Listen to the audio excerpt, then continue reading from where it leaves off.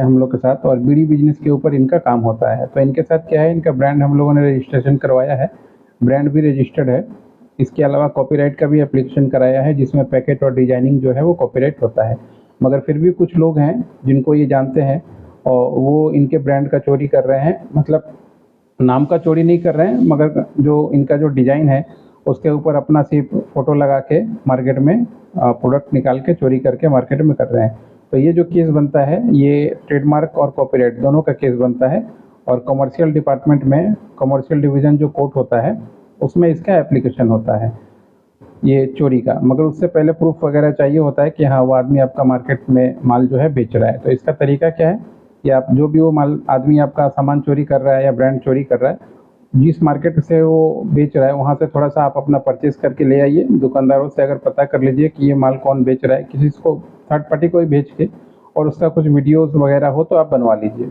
और वो वीडियोज़ बना के या प्रूफ लेके आप जो बिल अगर रिसिप्ट मिल जाए किसी का, तो ये प्रूफ लेके आप जो है डिविजनल कोर्ट में, या डिविजनल में तो नहीं होता है ये, हर एक मतलब दिल्ली मेट्रोपॉलिटन में एक डिविजनल इस तरह से कमर्शियल कोर्ट जो होता है वहाँ पे आप एप्लीकेशन करें और केस फाइल करें। और अगर आपको प्रूफ है आपके पास मजबूत, तो अच्छा खासा इसमें फाइन भी लगता है और जेल भी होता है। दोनों तरीके का जो गवर्नमेंट है प्रावधान रखती है।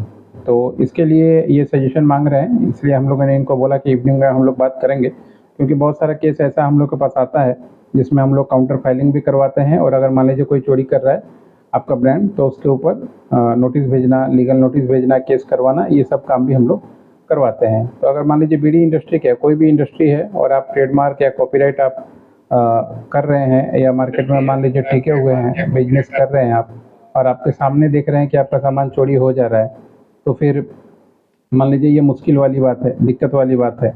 तो इस वजह से ये नहीं होना चाहिए, ये गलत चीज़ है। तो आप हम लोगों से संपर्क कर सकते हैं, इससे रिलेटेड काम हो, कॉपीराइट करवाना हो, ट्रेडमार्क करवाना हो। और कॉपीराइट वही करा सकता है इंडस्ट्रियल कॉपीराइट जिसका ट्रेडमार्क आर में कन्वर्ट हो गया हो। जिसका आर में कन्वर्ट नहीं हुआ है वो कॉपीराइट अपने डिजाइन का नहीं करा सकता, ये गवर्नमेंट का रूल है। तो अगर रूल को मानते हुए भी काम करें तो आपके लिए अच्छा है। और इंडस्ट्रियल कॉपीराइट के बहुत कम आपको कंसल्टेंट मिलेंगे जो मार्केट में काम करते हैं, तो उनमें से हम लोग एक हैं। पूरे इंडिया में ही हम लोग काम करते हैं। तो अगर आप बीड़ी, सिगरेट, खैनी, या मान लीजिए और बिस्कुट, चनाचूर कुछ भी बना रहे हो, T shirt, pant, shirt, mobile, कुछ भी आपका डिज़ाइन है अपना, तो आपको उसको कॉपीराइट कराना चाहिए, ताकि मान लीजिए कोई आपका मेहनत का फ़ायदा कोई और ना उठा ले जाए और इस तरीके से चोरी से सामान ना बेचे। तो हम लोग की कोशिश है, देखते हैं इनको सपोर्ट किया जाएगा।